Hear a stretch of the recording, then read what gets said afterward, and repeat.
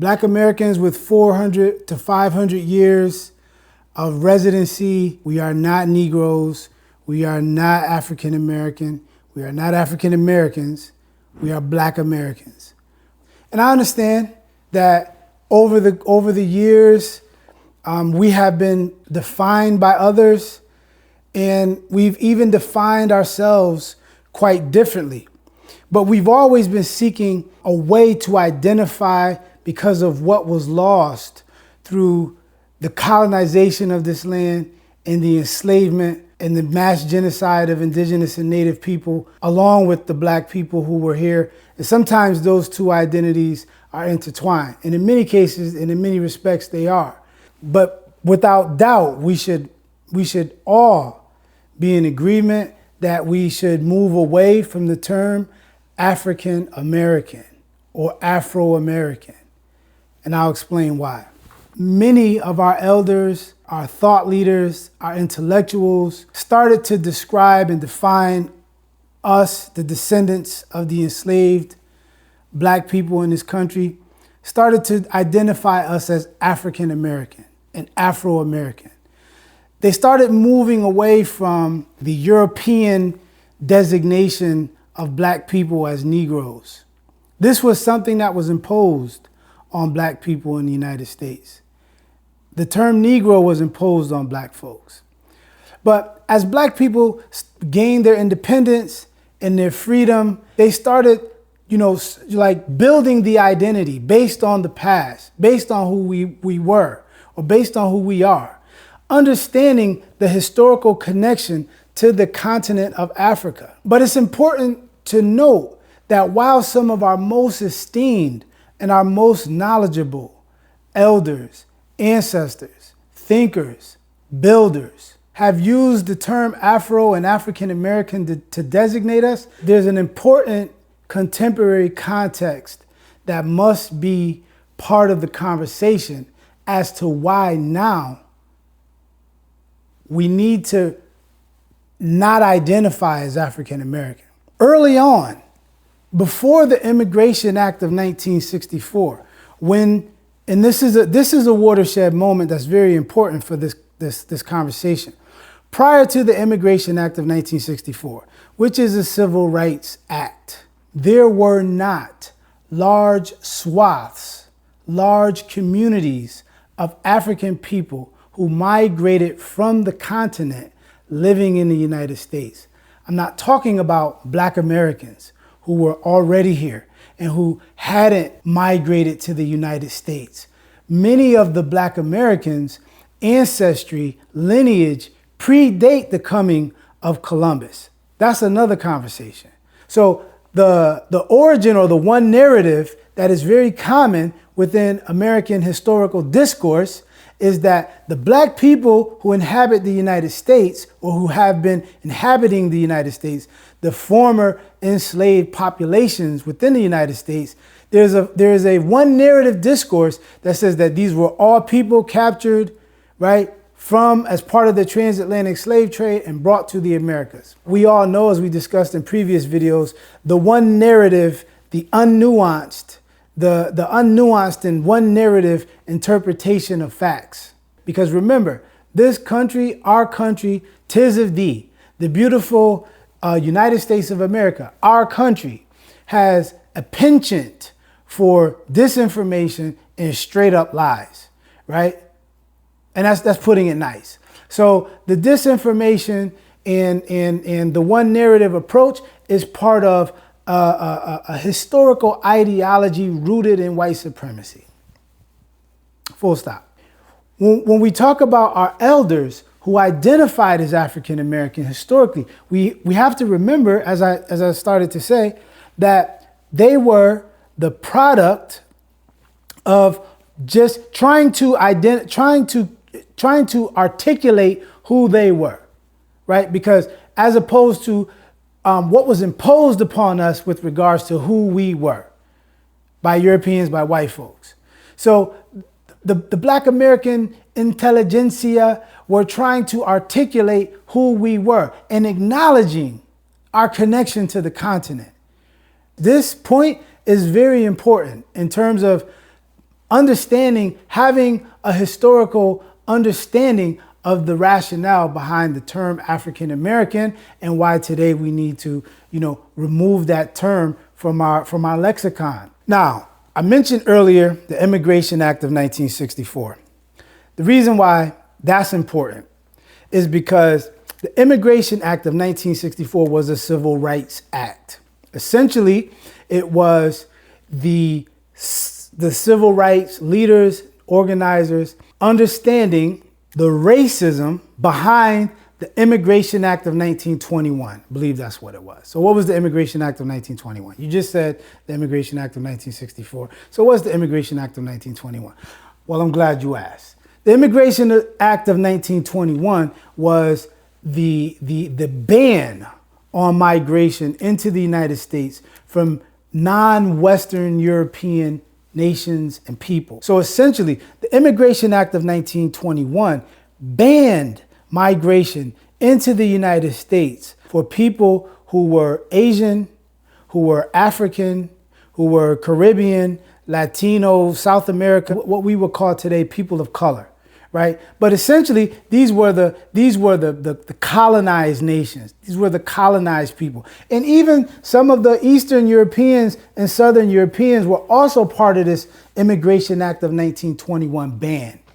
So the Immigration Act of 1964 was the undoing of the Immigration Act of 1921, which essentially allowed for the migration of Africans, Asians, people from Latin American countries, etc. The allowance of them to migrate into the countries, into the United States. And this, again, was part of a Black American strategy, right? Understanding the globalness of our struggle. This was the principle behind the civil rights leaders and organizers fighting for the Immigration Act of 1964. But what fruit has the Immigration Act of 1964 yielded as a result of the conversation that we're having today? It's unfortunate that this is the reality, but it has to be said. This isn't breaking news.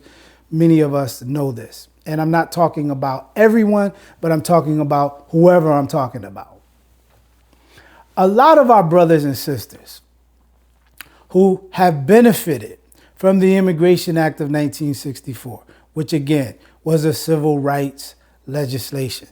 And we need to understand that the civil rights movement had a devastating impact on Black America, Black American communities, etc. When people come to the United States from these different places who were banned from coming leading up to the Immigration Act of 1964, many of them don't know. They don't understand. They don't understand the relationship between the civil rights movement, the civil rights leaders and organizers, right?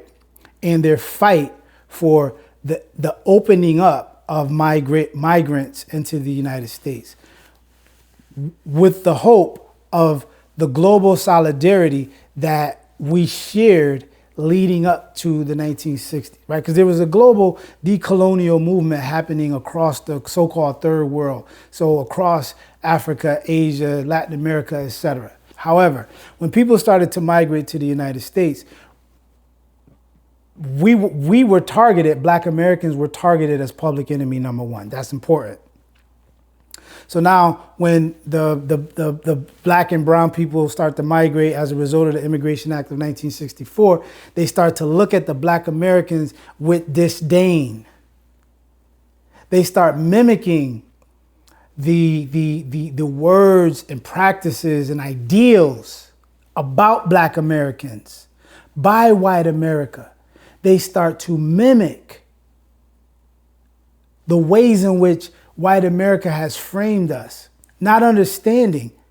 And part of it, I mean, I'll even concede that some of it is not even their fault, because where are you going to learn this stuff at? I'm an educator. I know what's happening in our universities across the United States. I also know what's happening in our K through 12 schools across the United States. So learning this information that I'm talking about is not the norm. You don't find this information as part of your history or your sociology education in the United States across K-12 and across higher education. It just doesn't happen, right? There are some exceptions, but indeed, those are the exceptions. As a rule, you're not learning this history. So part of it is just, they just don't know. But they should know because they should at least know the history of their own national context. To leave the best and brightest of you people from the former colonized nations, brain draining your nations to serve the Americas and Europe.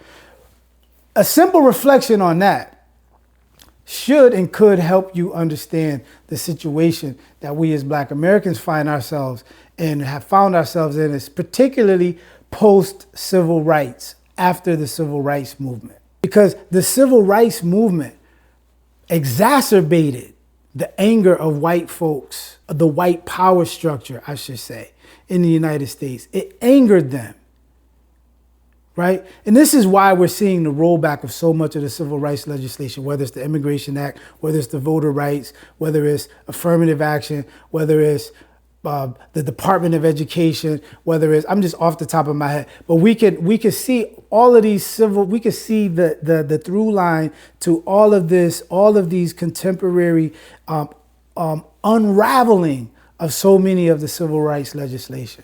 The main issue that I have is, again, that so many of the Africans, unfortunately, and this doesn't apply to all of them, but a lot of them, they come to the United States with this very ahistorical understanding of the United States, along with a very ahistorical understanding of the context that caused them to leave their countries. And then they come to the United States with the idea that out-earning Black Americans or out-advancing Black Americans academically or economically is going to somehow frame them in a light that is admirable amongst white Americans. This is laughable because many of our ancestors thought the same, and they were humbled, because the thing about white supremacy and the power structure in the United States, they are not sold by how well you articulate or how well you dress or how well you present yourself or how much you differentiate yourself from those other Negroes. They don't care about that. I can assure you, having to deal with police, for example, they don't care if you're from the continent. They don't care if you're the prince or the chief of your village. They don't give a damn. They will put your ass in the clink. They will smoke your ass just like they smoke Black Americans. They don't give a damn. And then, not to mention those who think that marrying into, the white race because of think it's going to provide them some kind of safety. It will not. Now, I know so many examples, and I'm not even going to get into it, but I know so many examples of people who have had the rudest of awakenings, but they wave their Nigerian flags. They wave their Ghanaian flags and their Somali flags or their Ethiopian flags. Well, I'm not sure if Somalians or Ethiopians identify as Black, but that's another conversation. But in this country, you're Black. It doesn't matter what you think you are in your country. When you come here, you Black. That's just what it is. You don't have to like it. The point is that these people identify with African Americans, but they're not. And the same problem. They are technically, like by definition, they are, right? So, and the same with like the Elon Musks of the world. The white South African, this phenomena, or the other white folks who were part of the colonial imposition of Africa, whose families have been in Africa, these Europeans whose families have been in Africa for X amount of centuries, right? Who would come to the United States and call themselves African American. It just distorts and it waters down And it no longer applies to who we are as Black American. But again, this ain't new to us. We know. If you would have extended an olive branch instead of like building walls, you know, we are the ones who could put you on game. White folks in this country know that. That's why it's important for them to set up barriers between us and new migrants into the United States. Because in many instances, we know them better than they know themselves. We're the closest thing to them. We had to learn ways to survive their treachery. At their most treacherous, we know them very well. And they know that about us. My argument is that Black Americans should be identified, at least I prefer the term Black American, right? And I'm not the first person to use this term. It was first brought to the forefront by American sociologist C. Eric Lincoln, who used the term Black American to describe our people as a protest group. Later on, Sherman Jackson, who is a professor and a scholar and a researcher at the University of Southern California, you know, built off of C. Eric Lincoln's identification of Black Americans because Black American was two terms the way that Lincoln used it. Sherman Jackson merged the two terms together, Black American, one word, capital B, small a. I prefer this term.